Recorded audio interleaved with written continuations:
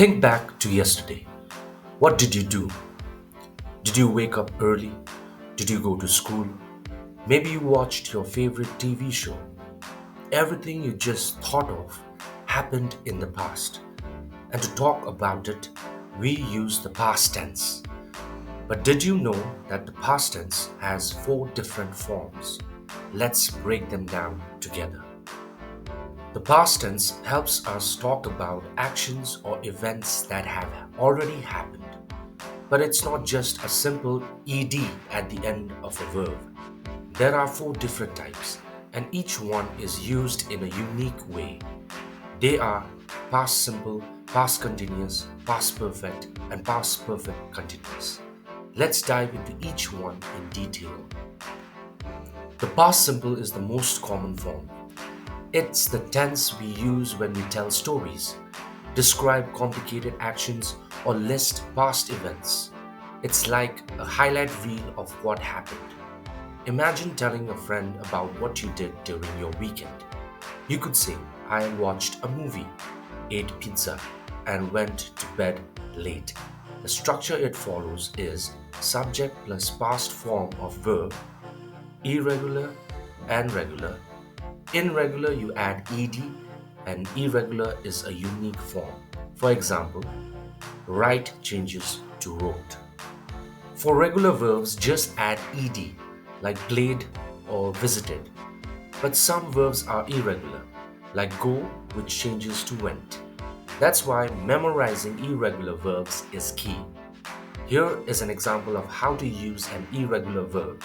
Instead of saying, I should go to the mall yesterday, you should say, I went to the mall yesterday.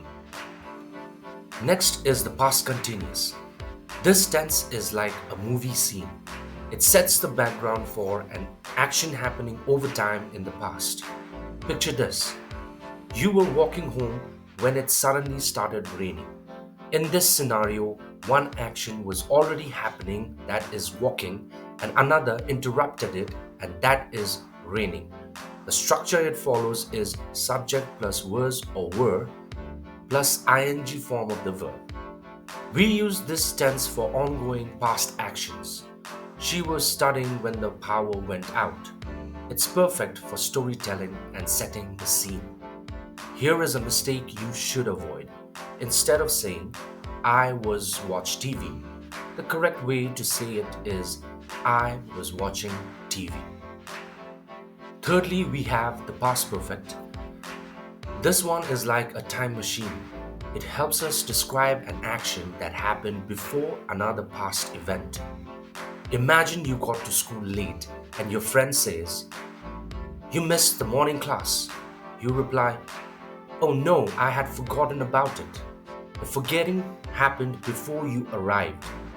The structure to be followed is subject plus had plus past participle. We use this tense when we need to make the sequence of past events clear. By the time we arrived, the movie had already started. The past perfect tense had started is used to indicate the event that happened first in the past. The simple past tense arrived is used for the event that happened afterward. Here is a mistake you should avoid. Instead of saying she had went home, the correct way to say it is she had gone home. Use the past participle.